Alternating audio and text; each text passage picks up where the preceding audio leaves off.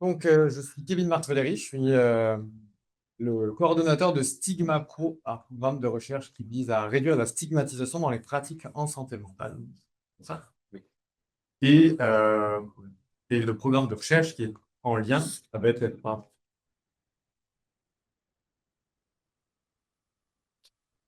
ce que je vous propose, qu'on va essayer, parce que je pense que ça va être fastidieux, je n'ai pas trop réussi à faire la technique, mais c'est de scanner ce QR code et on va essayer de faire un petit 10 minutes d'interactivité. Moi, vous allez me voir que pendant 10 minutes, donc si ça ne marche pas, au pire, ça dure que 10 minutes. Donc voilà, n'hésitez pas à mettre le téléphone au-dessus des têtes des gens qui sont devant vous.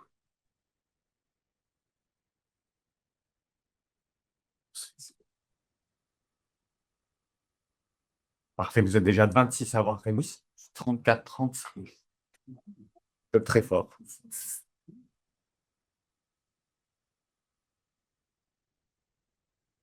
Et donc, l'idée, pour moi, c'était soit vous aviez une présentation théorique sur les résultats de Stigma Pro, mais en fait, des présentations théoriques sur les résultats de Stigma Pro, il y en a déjà plein sur Internet. Donc, je me suis dit que j'allais faire quelque chose de plus interactif, histoire de nous marquer. Ce que je vous propose de comprendre d'abord, ce sur quoi on insiste nous, c'est sur l'aspect automatique de la stigmatisation. Luc le disait, Marie-Ève aussi. On ne fait pas exprès, on est catégorisé pour stigmatiser. Les... On est quasiment programmé cognitivement, c'est comme je l'ai mis là, pour stigmatiser le bébé dans le ventre de la maman. Il stigmatise, il est programmé pour ça. Il y a des voix qu'il n'aime pas, il les rejette parce que c'est des voix non familières, puis il y a des voix qu'il aime bien. On ne peut pas dire que c'est de la stigmatisation aussi grave. Hein. Les personnes, c'est jamais plein de se faire stigmatiser par un bébé dans le ventre de quelqu'un. Mais quand même, c'est déjà de la catégorisation, cette catégorisation. Plus tard, quand ça devient une catégorisation sociale, le fait de mettre des gens dans des boîtes. L'humain a besoin de ça pour comprendre son environnement. Jamais vous n'êtes pas convaincu, je vous propose qu'on fasse une expérience ensemble de catégorisation.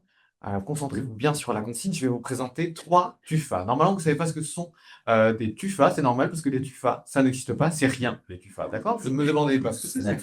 Si vous avez un premier TUFA, levez-vous, regardez-le bien. Au milieu, vous avez un deuxième tuffin. Alors, si vous pouvez bien regarder, penchez la tête. Et de l'autre côté, vous avez un troisième tuffin. Et je vais vous demander simplement de me dire lequel des deux, ici, est un tuffin. Vous allez pouvoir voter sur votre téléphone. Hop, vous avez en plus gros peut-être les tuffins. Et d'après vous, lequel des deux-là est un tuffin? Attention, vous n'avez que 5 secondes, il faut voter vite. Valider. Hop.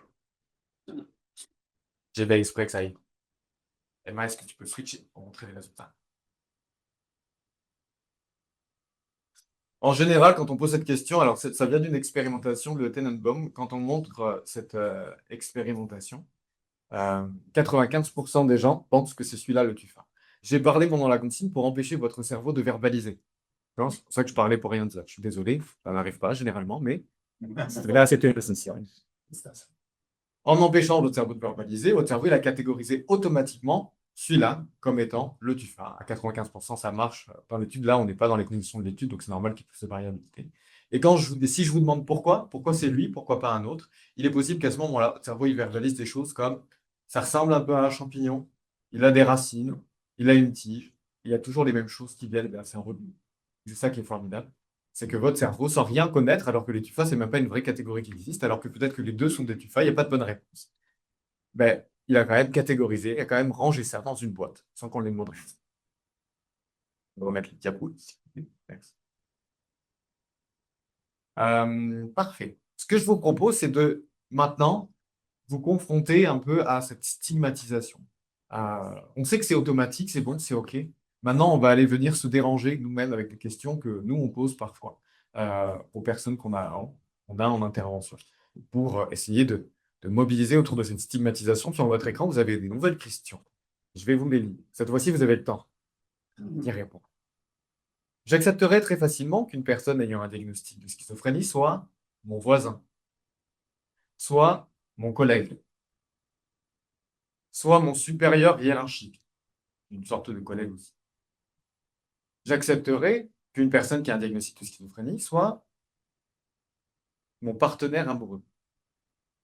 J'accepterais que ce soit, alors j'ai mis un gardien d'enfant, je pense que c'est le terme ici, mais nous on dit babysitter chez nous. Nous aussi. Oui, on peut dire babysitter. Ça vaut le fait. Donc, il y a des puristes comme moi qui vont froncer les sourcils. Oui, je comprends. Et j'accepterais très facilement une personne ayant un diagnostic de schizophrénie comme partenaire amoureux pour mon adolescente. Ma fille, en imaginant que vous ayez une fille adolescente, hein. Si vous n'en avez pas, mettez dans la tête quelqu'un qui a une fille adolescente, qui vous ramène quelqu'un qui a un diagnostic de schizophrénie. OK?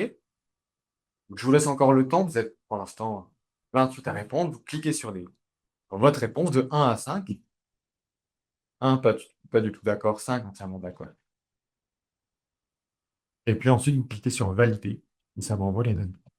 Est-ce que Emma, tu peux soutien? On va regarder les résultats, ça va continuer à influencer, mais ça s'appelle la distance sociale, c'est à quel point on accepte des personnes qui ont un diagnostic de schizophrénie proche de nous.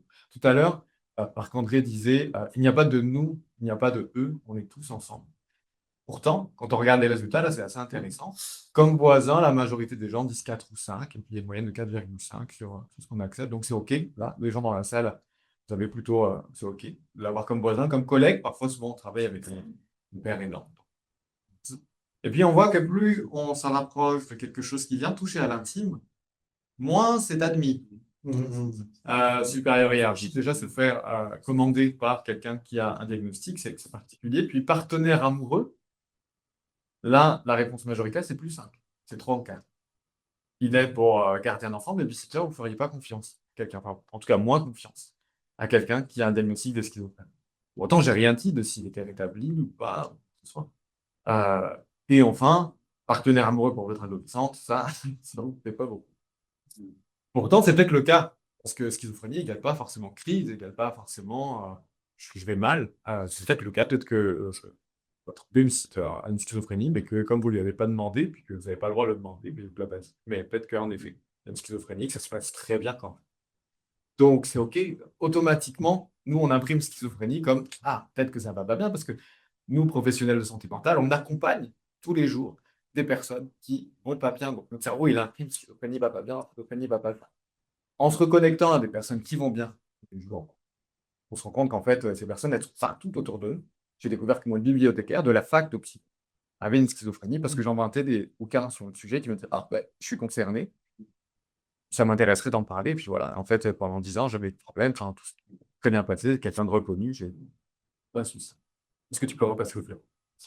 Merci d'avoir voulu jouer le jeu et d'avoir répondu malgré la désirabilité sociale dans le sens de nos hypothèses. Parfait.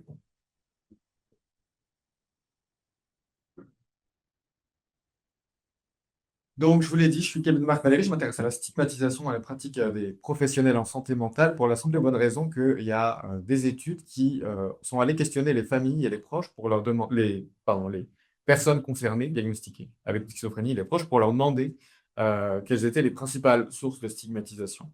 Et ça a été très surprenant pour nous au début de découvrir que la plus grande part de stigmatisation, la plus grande source de stigmatisation, c'est celle qui est vécue auprès des professionnels de santé mentale dans les services de santé mentale. Dans cette étude-là, c'était 22%, c'était plus que Relation les sociale. relations sociales, c'était plus que la discrimination à l'accès à l'emploi ou l'accès au logement, ces choses. L'autrice de cet article a dit quelque chose de très intéressant. Ah, c'est pas là que je le dis. Cette stigmatisation qui est présente dans les pratiques en santé mentale, vous savez sûrement les conséquences parce que vous les connaissez, vous les vivez. C'est des conséquences sur des conséquences délétères sur la symptomatologie, le bien-être mental, le fonctionnement social et l'adhésion aux soins, ce qui nous pose problème, parce que si les personnes se sentent stigmatisées par les professionnels, elles ne voudront pas aller voir les professionnels, donc comment on fait pour les accompagner? Ça, c'est sûr, mais moi, je me suis aussi intéressé à la stigmatisation, enfin, l'impact de ces pratiques stigmatisantes sur les professionnels.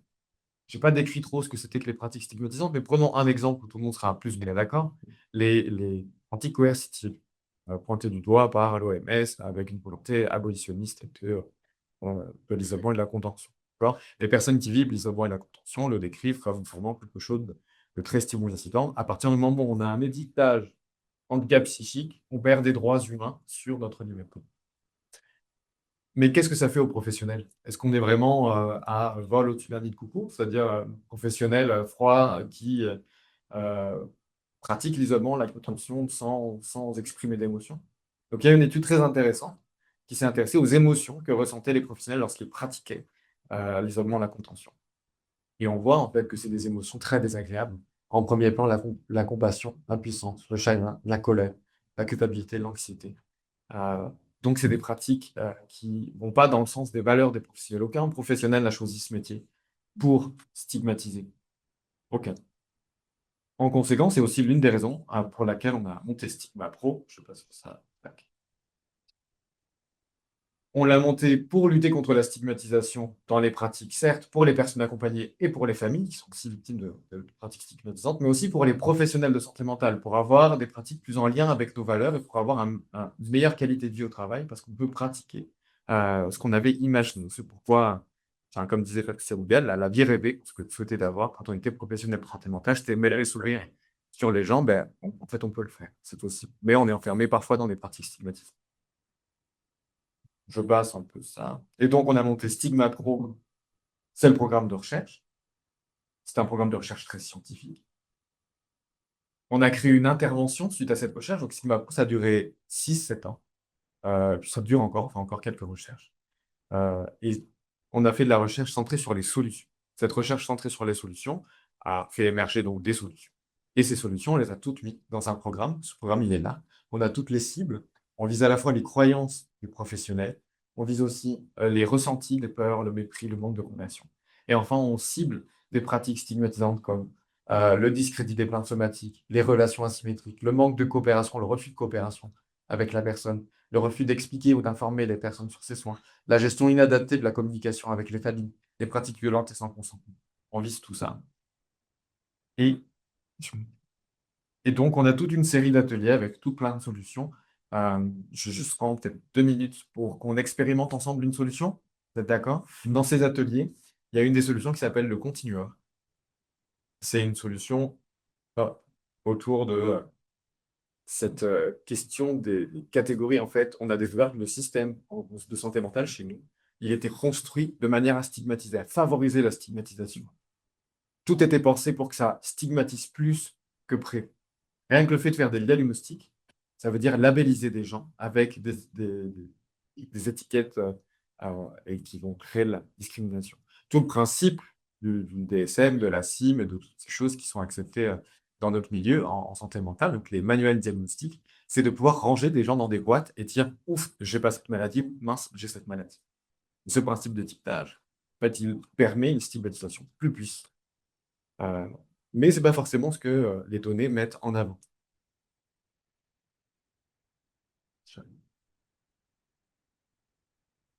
La contribution de ces manuels diagnostiques, on pourra en parler de l'aspect scientifique de ces manuels-là, mais la construction de ces manuels scientifiques, c'est de pouvoir vous dire si oui ou non vous rentrez dans la catégorie schizophrénie. Or, euh, les données scientifiques, elles vont plus dans le sens d'un continuum. C'est pas nous, F plus eux, c'est on fonctionne tous de la même manière, et puis on a chez qui les processus sont plus ou moins dysfonctionnels. Pour étudier ça, je vous propose de reprendre votre petit téléphone. Alors, et je vais afficher une nouvelle question. De nous versus eux. Alors, vous répondez si vous êtes d'accord. Mais je vous pose la question. Est-ce que vous avez connu un parcours en psychiatrie? À vous de cliquer, j'ai connu ce parcours en psychiatrie, j'ai pas connu.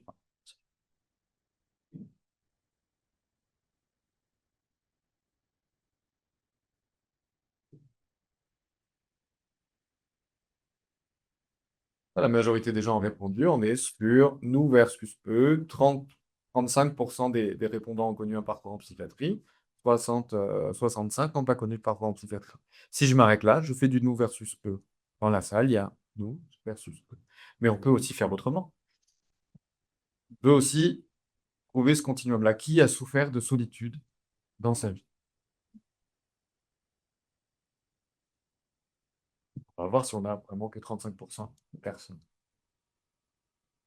Là, dans les résultats que j'ai sous les yeux, c'est 70% d'entre nous dans la salle ont déjà souffert de solitude. Voilà. C'est pas les 70% qui ont connu un parcours en psychiatrie. J'ai déjà eu une tristesse qui a duré longtemps.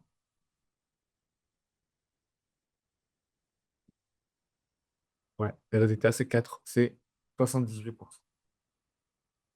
J'ai déjà cru que mon téléphone vibrait ou sonnait dans ma poche, alors qu'il n'était pas dans ma poche. Vous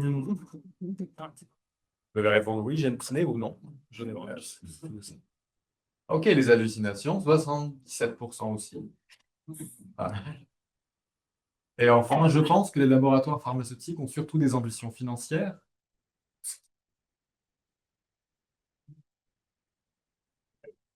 Avec les pas tous les points. C'est ça que moi, c'est des parts enfin. Eh bien, nous sommes 19% de complotistes. Cette idée délirante.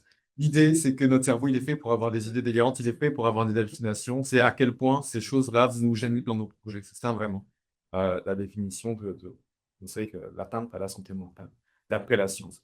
Je suis Kevin Marc Valéry et je vous propose Stigma Pro et je vous remercie pour votre attention. Bonjour à tous, je suis Emma Tison, je suis doctorante en psychologie à l'Université de Bordeaux et aujourd'hui je vais vous présenter le projet Livit, qui est en fait mon projet de thèse, qui est un projet qui vise à déstigmatiser la formation en santé mentale avec une utilisation de la réalité augmentée. En fait, il s'agit d'un projet collaboratif, donc d'un côté avec une équipe donc de psychologie de l'Université de Bordeaux qui travaille vraiment sur différentes thématiques de stigmatisation, rétablissement, également des mécanismes d'action de la pérénance, et d'une équipe de l'INRIA, qui est un institut du numérique, qui, elle, travaille sur la visualisation de données, qui est trop compliquée pour tout un chacun de vraiment bien comprendre, comme des données de l'écologie, de la physique quantique, ou encore de la santé mentale. Donc, comme Kevin l'a dit, les professionnels de santé mentale stigmatisent malgré eux. Vous ne serez pas surpris si je vous dis que les étudiants en santé également, notamment en ce qui concerne les stéréotypes d'incompétence, mais aussi des stéréotypes de dangerosité, donc comme en commun avec la population générale. Cette stigmatisation est associée négativement au désir de travailler avec des usagers qui ont des maladies psychiques. De plus, en fait, on observe une déshumanisation progressive chez les étudiants en médecine au fur et à mesure qu'ils progressent dans leur formation. Donc après, cette déshumanisation pourrait être une traduction en fait d'un mécanisme d'adaptation utile dans le sens où je vais mettre de la distance avec les personnes que j'accompagne pour éviter que ça me touche plus. Donc moi, je vais vous parler de deux processus qui permettent de réduire la stigmatisation. Donc tout d'abord, la prise de perspective, qui est un des meilleurs moyens de favoriser l'empathie, où en fait, on va se mettre dans les états internes de la personne. Donc pour ça, on va utiliser notre imagination, ce qui va être un peu coûteux d'un point de vue cognitif. Et ce qui pourrait également être contre-productif si nous avons des croyances erronées sur la personne que l'on essaye d'incarner. Si je pense en effet que les personnes qui souffrent de schizophrénie, en fait, ont un dédoublement de la personnalité ou sont dangereuses, quand je vais me mettre dans leur peau, je vais le faire de cette manière-là, ce qui sera du coup complètement contre-productif. Un autre moyen est ce qu'on a appelé la relatabilité. Donc, c'est relatability en anglais, donc on essaie de traduire quand on a pu, qui en fait correspond au degré d'identification que l'on peut avoir envers une personne ou envers un groupe de personnes. La relatabilité, en fait, ça nous a appris que si l'expérience d'un trouble est plus difficile à comprendre, il y a moins d'engagement dans les interactions, il y a un souhait de plus grande distance sociale. Donc, du coup, d'où l'intérêt des croyances en continuum ou des similitudes perçues pour vraiment pouvoir s'identifier aux personnes également qu'on accompagne.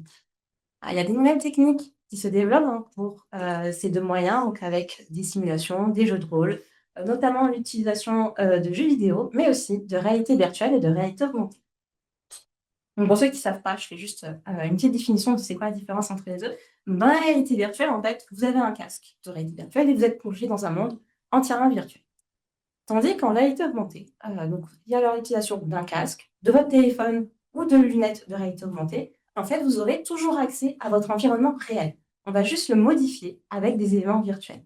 C'est un peu comme le jeu Pokémon Go, si jamais vous le connaissez. Vous pouvez voir Pikachu se balader dans la salle.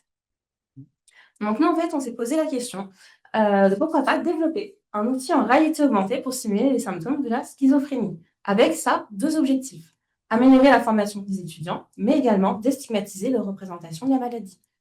Notre hypothèse, c'est que cette immersion va favoriser donc la déstigmatisation des étudiants en santé, donc pas forcément qu'en psychologie ou en médecine, mais vraiment en santé de manière générale. Donc, on a fait un tour du côté de la littérature et on a pu apercevoir qu'il y avait plusieurs limites. Notamment, en fait, au niveau des simulations, il n'y a que les hallucinations auditives qui sont simulées. Ça, on sait que la schizophrénie ne se cantonne pas juste aux hallucinations auditives. Également, il n'y avait qu'une étude qui était en réalité augmentée. Et les étudiants ont montré un intérêt pour ce genre de technologie. On vous expliquera plus pourquoi. C'est toujours un peu d'effet waouh des casques de réalité virtuelle augmentée. Et également, les simulations mettaient vraiment l'accent sur l'approche catégorielle des symptômes, c'est-à-dire on montre vraiment les symptômes de la personne et donc on crée cette distinction, toujours plus de eux versus nous. Donc plusieurs solutions peuvent être proposées, notamment de montrer une diversité des symptômes, de s'appuyer sur l'approche en continuum, mais également les croyances au rétablissement, et sur ce que je vous ai présenté, la mise en perspective et la relatabilité. Donc là, on a réalisé une première étude pour évaluer les besoins des étudiants en santé, et moi, je vais vous parler plus précisément aujourd'hui de leur intérêt et des modalités qu'ils jugent pertinentes pour intégrer une simulation en réalité augmentée. Donc, on a demandé à 288 participants de formations complètement différentes. Donc, les étudiants souhaiteraient en amont avoir des bases théoriques. Donc, ça, un peu comme ce qu'on voit en cours, pour avoir un rappel sur ce que c'est, par exemple, que la schizophrénie. Ensuite, durant la simulation, les étudiants souhaitent qu'elle se déroule en petits groupes et non pas en individuel, de vraiment vivre ça en groupe. Ensuite, ils souhaitent voir des symptômes positifs et négatifs, donc contrairement à ce qui est présenté en ce moment dans la littérature. Également, ils souhaitent avoir la possibilité de soit vivre des expériences à la première personne, soit de les visualiser chez quelqu'un d'autre. Également, ils souhaitent retracer différents moments de vie de la personne qui souffre de schizophrénie. Donc là, on voit que c'est hyper intéressant parce qu'on quitte en fait le contexte clinique. Donc, ils ne souhaitent pas voir un patient dans un contexte clinique, c'est-à-dire par exemple lors d'un entretien, etc., mais plutôt le voir en fait l'impact, sa vie, dans sa vie quotidienne. Et que cette simulation soit suivie d'un débriefing. Donc là, on a construit la simulation suite à ça, donc suite à ces demandes des étudiants, suite aux recommandations de la littérature, mais également en s'appuyant sur les vécus de personnes concernées à l'aide de témoignages, de productions artistiques. Et également, on a fait un tour du côté de la phénoménologie et vers les professionnels de santé mentale. On a créé des petits groupes avec différentes versions du script. Donc, ces petits groupes étaient composés de différents experts. Et donc, il faut savoir que dans les experts en psychologie, il y avait également des aidants professionnels qui nous ont rejoints. Donc maintenant, je vais vous présenter la simulation qui se déroule en 2 scènes différentes. Donc, dans la première scène, le participant est équipé d'un casque de réalité augmentée et d'un clavier d'ordinateur qui est réel. Il incarne le rôle d'un étudiant de théâtre dans sa vie quotidienne qui a des devoirs à faire pour la fac. Et dont ces devoirs se trouvent sur un écran de télévision virtuelle que vous voyez en haut à droite. Il y a également une télévision virtuelle qui est présente, qui diffuse différents reportages. 3 pour être exact. Dans cette scène, on simule des hallucinations auditives, mais également des idées délirantes, notamment de référence, avec la télévision qui s'adresse directement aux participants, des idées délirantes de vol de pensée. En fait, je ne sais pas si vous voyez bien, mais en dessous du bandeau du journal TV, on a repris des réponses que le participant écrivait pour les diffuser au journal. Pour vraiment recréer cette impression que en fait, tout le monde a accès à ce qu'on a écrit, à ce qu'on pense. Également, on a simulé le sentiment d'être surveillé avec des caméras qui apparaissent dans la vision périphérique, puis qui disparaissent. Concernant la deuxième partie de la simulation, cette fois, en fait, le participant a une conversation téléphonique avec sa mère, avec l'aide d'un téléphone virtuel. Cette fois-ci, on a simulé donc toujours des hallucinations auditives, mais également la perte de plaisir et de motivation, de l'isolement et des difficultés à prendre soin de soi. Alors, je ne vous cache pas que cette partie-là était un peu plus compliquée à simuler. Donc, en fait, on a notamment désaturé les couleurs de l'environnement pour leur faire perdre un peu de couleurs. On a ralenti le débit de parole du participant qu'on contrôle en fait au niveau du dialogue.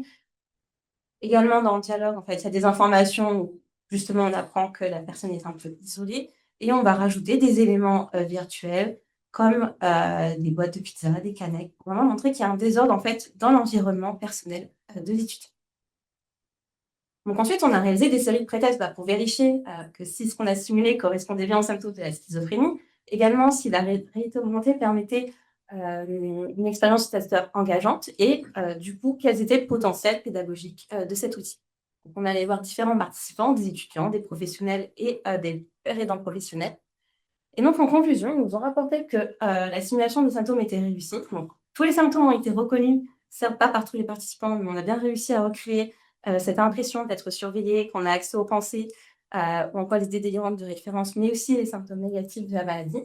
Et la personnalisation de la simulation permettait une accentuation de certains symptômes. Également, les niveaux de diversion étaient relativement élevés. Très peu de maps du simulateur, ce qui est un avantage de la réalité augmentée par rapport à la réalité virtuelle. Et le réalisme de la simulation intensifiait la sensation de surveillance et perturbait la concentration des participants. Enfin, les participants nous ont apporté un fort potentiel pour réduire les comportements discriminants, mais aussi pour améliorer la compréhension et la représentation des symptômes de la schizophrénie, qui sont nos 2 objectifs. Donc là, maintenant, on passe au texte d'efficacité. On a vu que la simulation tenait la route. Maintenant, on va voir si ça fonctionne vraiment. Donc pour ça, en fait, on va accueillir les participants en binôme. L'un des 2 binômes va vivre la simulation dans le casque et l'autre sera observateur et verra en fait une rediffusion en direct de ce que vit son binôme sur un écran. Il pourra percevoir également son comportement sur la simulation. La simulation elle dure une quinzaine de minutes, donc ça, c'est pas trop long. Suite à ça, il y a un débriefing. On va pouvoir échanger sur le vécu des participants, ils vont pouvoir se poser des questions et on va également leur montrer une vidéo d'une personne concernée qui parle de son rétablissement personnel. On a évalué différentes choses durant ce test d'efficacité, comme des variables en lien avec le degré d'immersion, de la stigmatisation au niveau de la formation et de ce qu'on appelle des mécanismes sous-jacents que je vais vous présenter par la suite. On a évalué également d'autres variables suite au débriefing. Et enfin, on a un questionnaire à 1 mois pour avoir une évaluation à moyen terme, puisqu'on a remarqué que dans la littérature, il y avait très peu d'évaluations à moyen terme. Celle que j'ai trouvée qui était le plus loin, c'était 2 semaines après l'intervention.